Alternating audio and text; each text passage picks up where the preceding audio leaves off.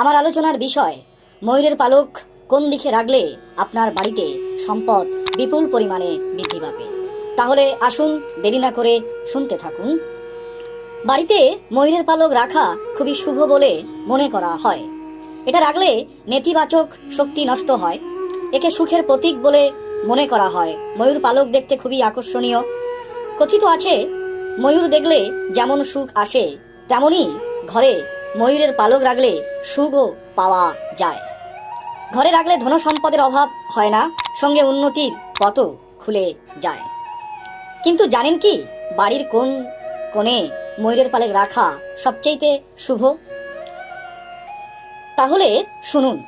ধন সম্পদের যোগ দিকগুলির মধ্যে দক্ষিণ পূর্ব দিক অত্যন্ত শুভ বলে মনে করা হয়।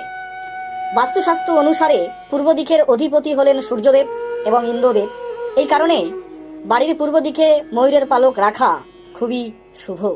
আপনি চাইলে উত্তর পশ্চিম দিকেও রাখতে পারেন।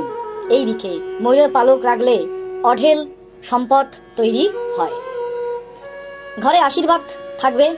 যদি উত্তর পশ্চিম দিকে ময়ূরের পালক লাগানো ঠিক নয়, তবে যদি কারো জন্মকুণ্ডলিতে রাহুর দোষ থাকে, তবে এই দিকে তাদের জন্য শুভ বলে মনে করা হয়।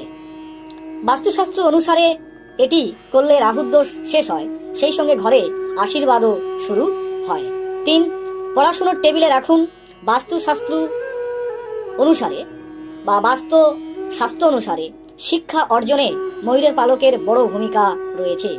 এজন্য পড়ুয়াদের তাদের বাইরে বা পড়ার টেবিলে ময়ূরের পালক রাখার পরামর্শ দেওয়া হয়। সেই কারণে পড়াশোনার মন থাকে। চাইলে সঙ্গে একটি ময়ূরের পালকও রাখতে পারেন।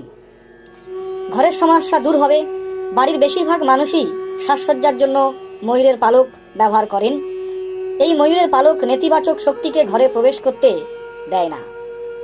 আপনার বসার ঘরে পূর্ব দেয়ালে ময়ূরের পালক রাখলে ঘরে কোনো বিপদ থাকে না।